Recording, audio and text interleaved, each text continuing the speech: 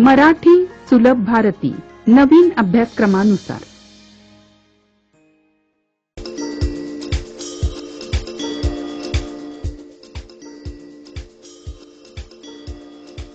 पाठ पहिला. नाचरे मोरा. कवी ग दी माडगूळकर.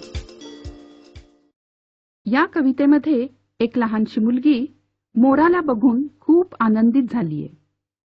त्याचवेळी आकाशात काळे काळे ढग जमा झाले आणि ते बघून मोर आनंदाने नाचू लागला. आणि म्हणून मग ही मुलगी त्या मोराला काय म्हणते बघा. नाच रे मोरा आंब्याच्या वनात, नाच रे मोरा नाच. मोरा, तुला आंब्याचं वन खूप आवडतं की नाही? मग आता या ठिकाणी तुम्हाला एक छानसा नाच करून दाखव. ढगांशी वारा झुंजला रे, काळा काळा कापूस पिंजला रे. आजूबाजूला किती जोराचा वारा सुटलाय बघ. ह्या जोराच्या वाऱ्यामुळे हे ढग कसे आकाशात इकडं तिकडं पळतायत.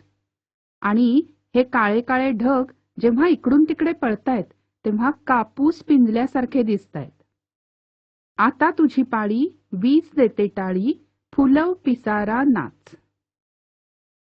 आता वाऱ्याने त्याचं काम केलंय, ढगही त्यांचं काम करतायत. आता तुझी वेळ आलीये बरं का. आणि तुला विजेनी टाळी दिलीये, म्हणजेच आकाशामध्ये वीज कशी छान कडकडते. तेव्हा आता तुझा पिसारा फुलव आणि मला छानसा नाच करून दाखव. झर झर धार झरली रे, झाडांची भिजली इरली रे. आकाशामधून जसा पाऊस सुरू झाला तसा सगळ्या झाडांवर तो पडणार की नाही.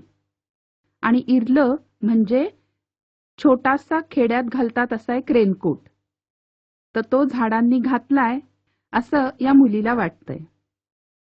पावसात न्हाऊ काहीतरी गाऊ, करून पुकारा नाच.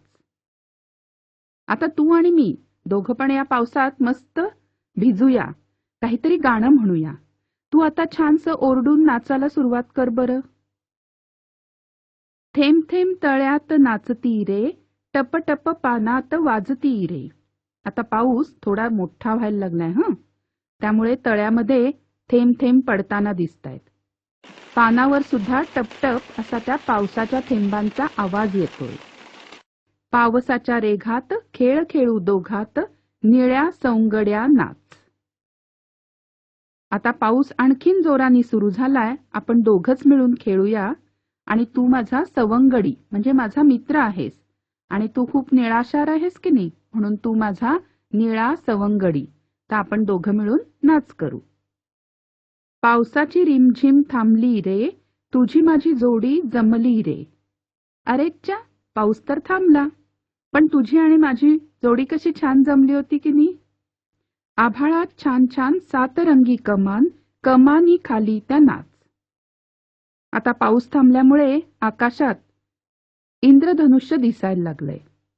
त्यालाच या मुलीनी सातरंगी कमान म्हटलंय. आणि आता ते इंद्रधनुष्य बघून तू आणखीन छान मला नाच करून दाखव.